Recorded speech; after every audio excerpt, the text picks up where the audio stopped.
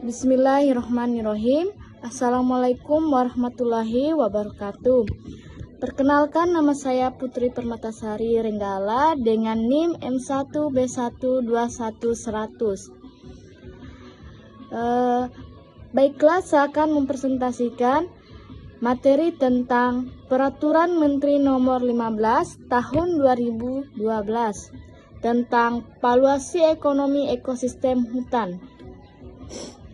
Langsung saya mempresentasikan hasil materi yang saya bawakan, yaitu definisi dan pentingnya valuasi ekonomi ekosistem hutan.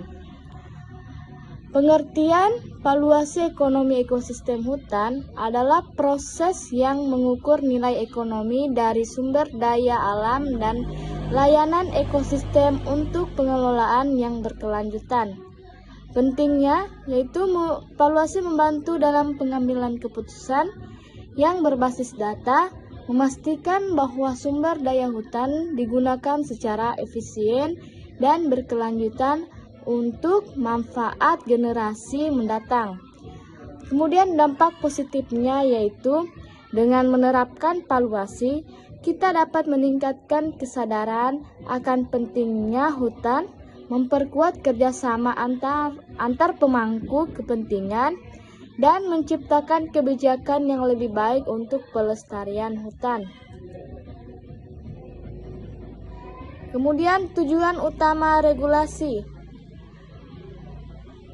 Peraturan Menteri Nomor 15 Tahun 2012 bertujuan untuk memastikan pengelolaan hutan yang berkelanjutan dan menjaga keseimbangan ekosistem melalui evaluasi ekonomi yang tepat untuk pengembalian keputusan yang lebih informatif dan efektif.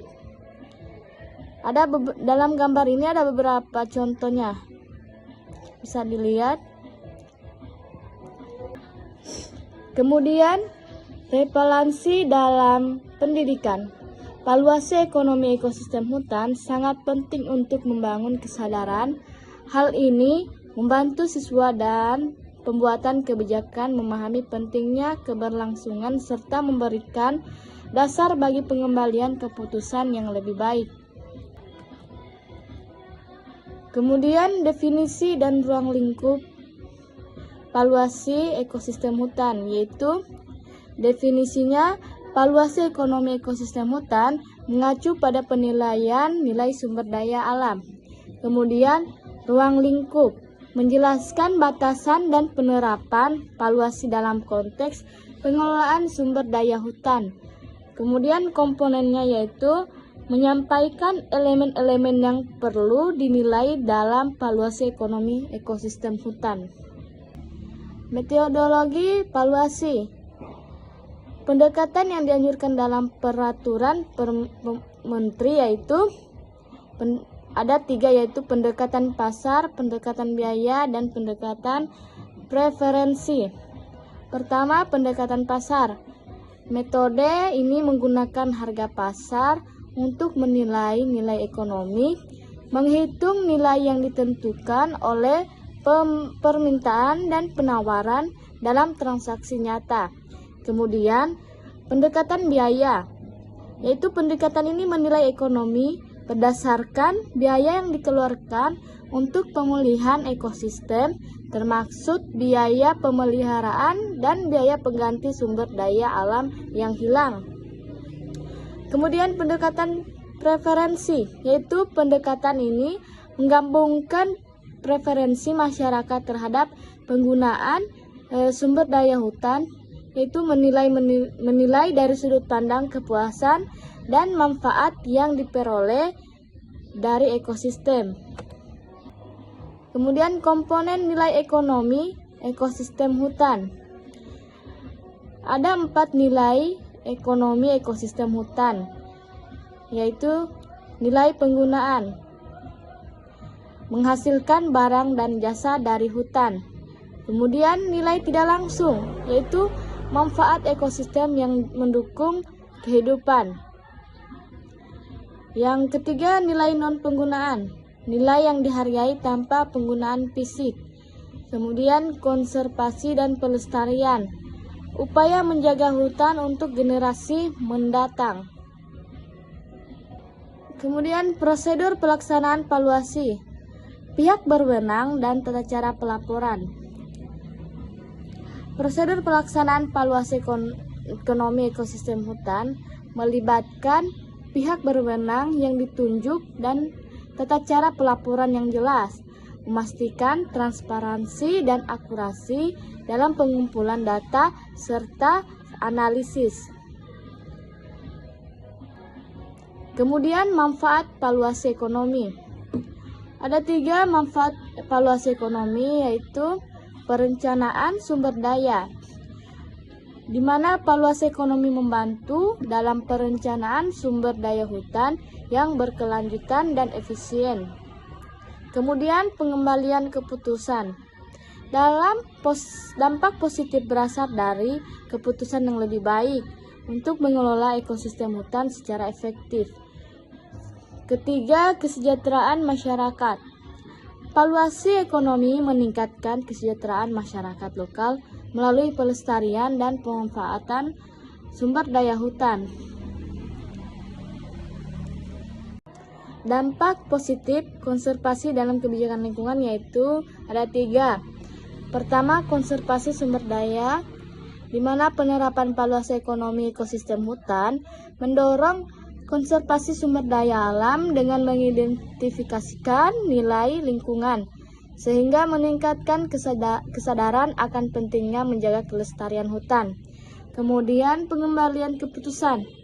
Data valuasi ekonomi membantu pengembalian keputusan dalam merancang strategi pengelolaan yang lebih efektif, memastikan alokasi sumber daya yang tepat dan berkelanjutan demi berlangsungnya ekosistem. Kemudian ketiga, kebijakan lingkungan. Inisiatif berbasis valuasi ekonomi memperkuat kebijakan lingkungan dengan menciptakan kerangka kerja yang mendukung keseimbangan antara pengembangan ekonomi dan pelestarian lingkungan untuk masa depan yang lebih baik. Mengapa valuasi ekonomi hutan itu penting? Dalam ringkasan dari Peraturan Menteri Nomor 15 Tahun 2012 menekankan pentingnya valuasi ekonomi ekosistem hutan dalam pengelolaan sumber daya alam. Regulasi ini bertujuan untuk memastikan pelestarian dan pemanfaatan berkelanjutan hutan melalui pendekatan yang berbasis nilai. Beberapa poin penting meliputi definisi jelas tentang ruang lingkup valuasi, kemudian metodologi yang dianjurkan untuk penilaian nilai ekonomi, kemudian kewajiban pemangku kepentingan di bidang ini. Dengan memahami valuasi ekonomi, kita dapat mengambil keputusan yang lebih baik untuk konservasi dan kesejahteraan masyarakat. Baiklah, sekian dan terima kasih. Itulah hasil presentasi saya. Jika ada yang kurang, mohon dimaafkan. Wabillahi taufiq wal hidayah. Assalamualaikum warahmatullahi wabarakatuh.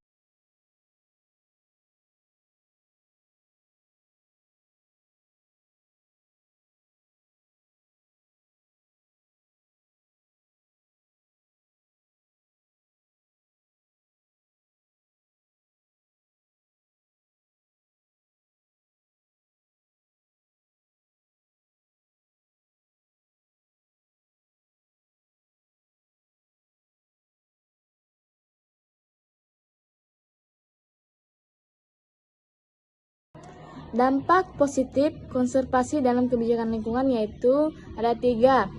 Pertama, konservasi sumber daya, di mana penerapan valuasi ekonomi ekosistem hutan mendorong konservasi sumber daya alam dengan mengidentifikasikan nilai lingkungan, sehingga meningkatkan kesadaran akan pentingnya menjaga kelestarian hutan. Kemudian pengembalian keputusan.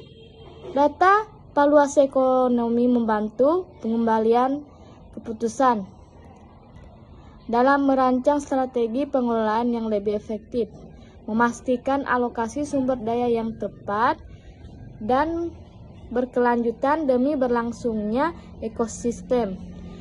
Kemudian ketiga, kebijakan lingkungan. Inisiatif berbasis valuasi ekonomi memperkuat kebijakan lingkungan dengan menciptakan kerangka kerja yang mendukung keseimbangan antara pengembangan ekonomi dan pelestarian lingkungan untuk masa depan yang lebih baik.